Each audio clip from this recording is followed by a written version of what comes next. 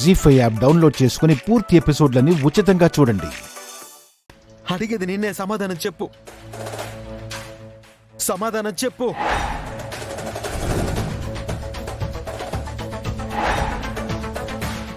చెప్పు.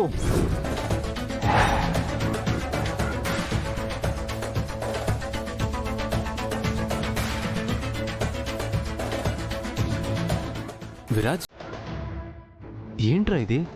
ఏంటిక్కడిలా? నాకు మిగిలింది ఇదే కదా అన్నయ్య. తన జ్ఞాపకాలే కదా నాతో కలిసి బ్రతికేది. విరాజ్, బాధపడకు ప్లీజ్. అన్నయ్య, నీకు గుర్తుందా, ఒకరోజు నువ్వు ఒక మాట అన్నావు. మీ మధ్య అపార్థాల గోడలు తొలగిపోయిన రోజు మిమ్మల్నెవ్వరూ విడదీయలేరు అన్నావు. కాని ఈరోజు మా మధ్య అపార్థాలు గొడవలు తొలగిపోయాయి. అయినా తను నాకు దూరం అయిపోతుంది. ఇప్పుడు ఏం చేయనన్నయ్య? ఈ గుండె గాయాన్ని భరించలేకపోతున్నానన్నయ్య. విరాజ్,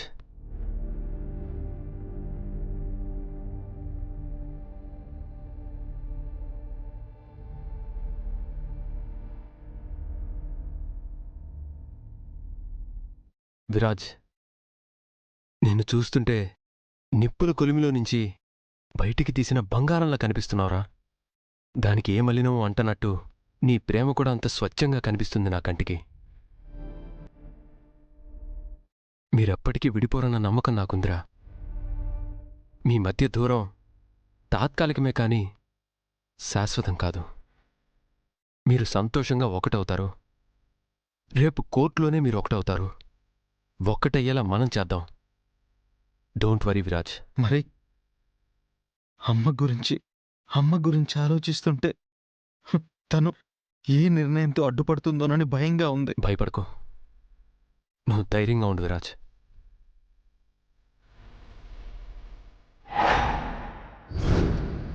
కథలే కలగా మిగిలినవే, కదిలే కాలం నాగినదే, మనసు విరాజ్, పాపములే, విరాజ్, చడమే శాపములే. ఇది నిజమేనా, ఎదలిసేనా కన్నీటితో?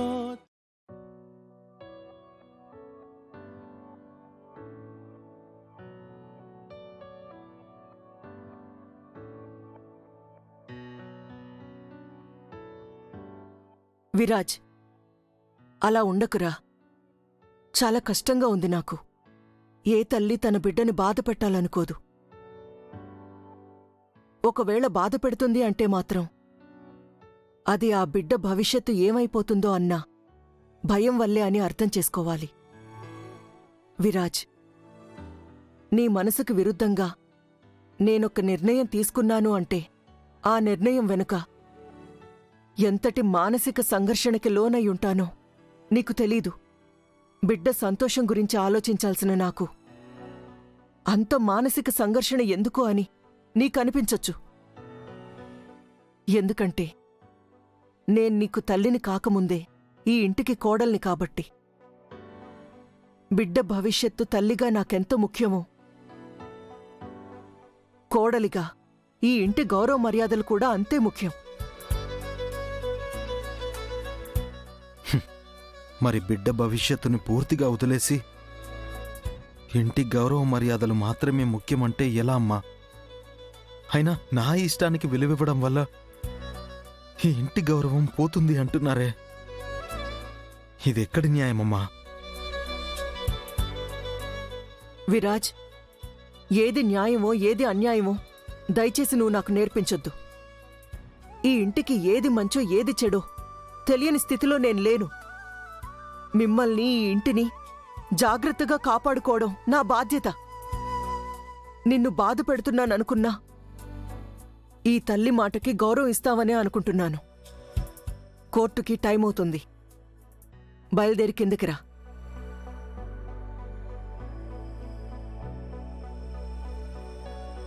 విరాజ్ నీ మాట కాదనడనే నమ్మకం నీకుందా? నేను చెప్పాల్సింది మైండ్కి చేరే వరకు చెప్పాననుకుంటున్నాను. కానీ అత్తయ్యగారు, విరాజ్ తన మనసుకి తీసుకుంటేనే కదా మీరు చెప్పింది చేస్తాడు. అంతే కదోదినా, మీరు చెప్పినప్పుడు తన మైండ్ సెట్ ఎలా ఉందో గాని కోర్టులో చైత్ర తన కళ్ళ ముందుకొచ్చినప్పుడు మాత్రం విరాజ్ మైండ్ కంట్రోల్ తప్పి మనసు యాక్టివేట్ అయ్యే ప్రమాదం ఉంది. అప్పుడు గాని విరాజ్ విషయాన్ని ప్రేమ వైపు గాని టర్న్ చేస్తే మన మొహాలు చూసుకోవడం తప్ప ఇంకేమీ చేయలేము. సో వదినా, నువ్వు విరాజ్తో చెప్పిన మాటలు ఎందుకో ఇప్పుడు సరిపోవేమో అనిపిస్తుంది. మాటలతో సరిపోకపోతే వాణ్ణి చేతలతో అయినా ఆపగలను. అర్హత లేనిదాన్ని ఇంటికి కోడలిగా తీసుకొస్తూ ఉంటే చూస్తూ ఊరుకుంటాననుకున్నావా హంస? ఈ విషయాన్ని ఇంతవరకు తీసుకొచ్చాను అంటే అది ఈ ఇంట్లో అడుగు పెట్టకుండా ఉండడానికి ఎంత దూరమైనా వెళ్తాననే కదా అర్థం. ఎంతవరకు అంటే ఎంతవరకు వెళ్ళగలం అత్తయ్య గారు? మహా అయితే ఇంకాస్త గట్టిగా చెప్తారు. దానివల్ల విరాజ్ మనసు మారిపోతుందా, లేదా ఇంటికొచ్చేదాన్ని మనం ఆపగలుగుతామా? ఆపగలను. నా ప్రాణం పోతుందేమో కాని దాన్ని మాత్రం కోడలిగా ఈ ఇంట్లో అడుగు పెట్టనివ్వను.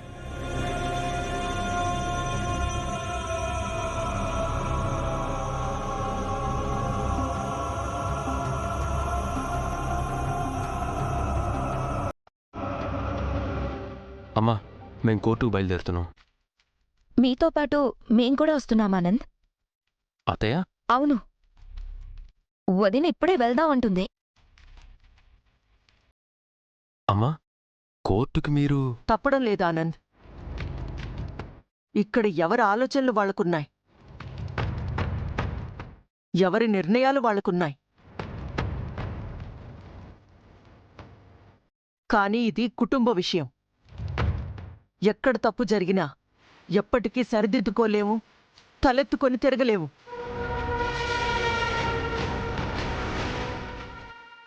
అందుకే రాక తప్పడం లేదు. ఒక్క నిమిషం.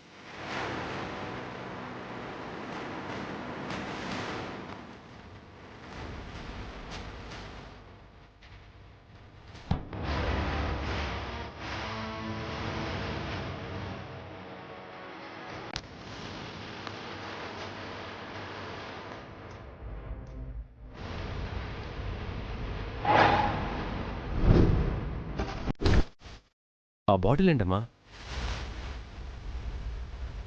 పాయిజన్.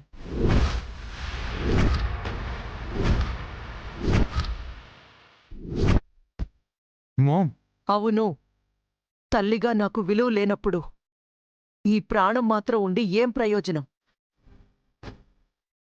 అందుకే కోర్టులో నా మాటకి విలువ దక్కితే తల్లిగా తిరిగి ఈ గడపలో అడుగు పెడతాను.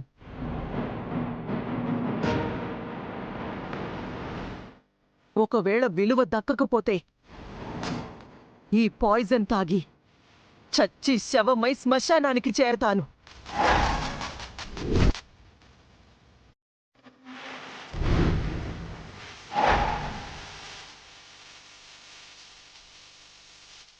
ఏం మాట్లాడుతున్నావు? దీంతో నీకు పనిలేదు మామ్.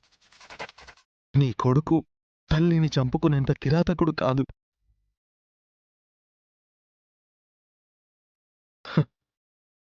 దీని అవసరం నాకొస్తుందేమో కానీ ఎట్టి పరిస్థితుల్లో నీకు రానివ్వను. భయపడకండి. మంచిగా చెప్పే మాటలేవి మనసుకు రుచించట్లేదు కదా ఎవ్వరికి. అందుకే వదినకి నమ్మకం పోయింది. దిక్కుతోచని స్థితిలో ఈ నిర్ణయానికొచ్చింది. ఆనంద్, ఈ విషయంలో వదినే కాదు, ఈ ఇంట్లో మేమందరం కూడా అదే నిర్ణయంతో ఉన్నాం. అలాంటి మనిషికి కూతురుగా పుట్టిన ఆ చైత్ర ఈ ఇంట్లో కోడలిగా మా పక్కన మాతో పాటు ఉంటానంటే సహించేది లేదు, భరించేది లేదు. కాదు కూడదు అని తీసుకొచ్చి ఇక్కడే పెడతాము అనంటే మేమెవ్వరం కూడా ఉండం. స్మైలీ నువ్వేమంటావు? అవును పిన్ని, మనకి ఇంటి గౌరవమే కదా ముఖ్యం. ఆవిడ కూతురుతో సమానంగా నేనిక్కడ ఉండటం నా వల్ల కూడా కాదు.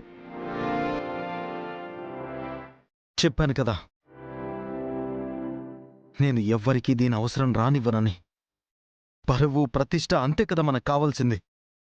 వాటి కోసమే కదా ఇది. అక్కర్లేదు, మీ ఎవ్వరికీ ఇది అక్కర్లేదు. జీ5 యాప్ డౌన్లోడ్ చేసి అన్ని ఎపిసోడ్స్ పూర్తి ఉచితంగా చూడండి.